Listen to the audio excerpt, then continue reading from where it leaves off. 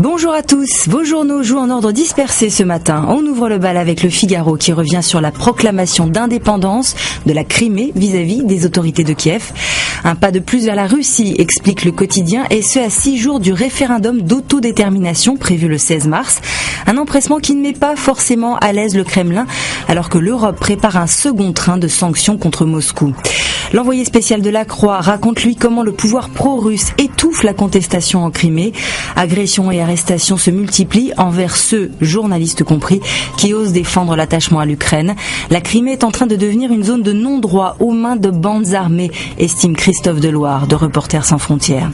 L'armée française serait-elle aussi une zone de non-droit pour les femmes qui s'y engagent ? On se pose la question en lisant Libération. 2 semaines après les révélations du livre La guerre invisible, le quotidien revient sur les abus sexuels au sein de la Grande Muette qui n'a jamais aussi bien porté son nom.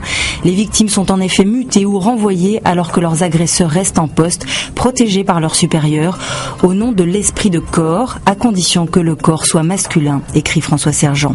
De son côté, la Croix s'intéresse aux habitants du littoral durement touchés par la tempête et qui moralement ont du mal à se relever, souffrant de fatigue, de stress avec des nuits peuplées de cauchemars.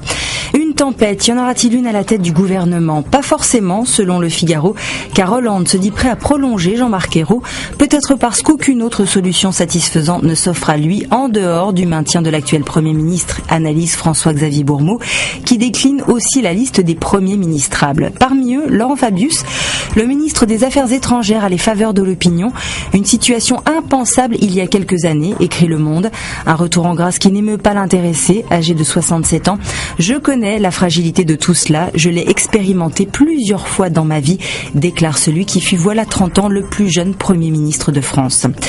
En cas de remaniement, les ministres pourront toujours trouver un job en or au Conseil économique et social. Aujourd'hui en France, Le Parisien fait sa une sur les privilèges des 150 agents de cette assemblée consultative chargée d'éclairer les choix du gouvernement. Horaires de travail, congés, salaires, primes, les avantages seraient multiples. Une situation indécente pour Thierry Borsat, surtout au moment où le gouvernement prône une fiscalité qui repose sur la justice.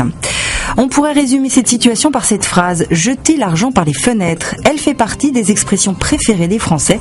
Notre langue en compte 10 000, des plus utilisées comme « les chiens ne font pas les chats », au moins connues comme « tuer un âne à coups de figue ». Nous, celle qu'on retiendra pour ce mercredi, c'est qu'il ne faut pas se mettre la rate au courbouillon. Prenez la vie du bon côté et à demain.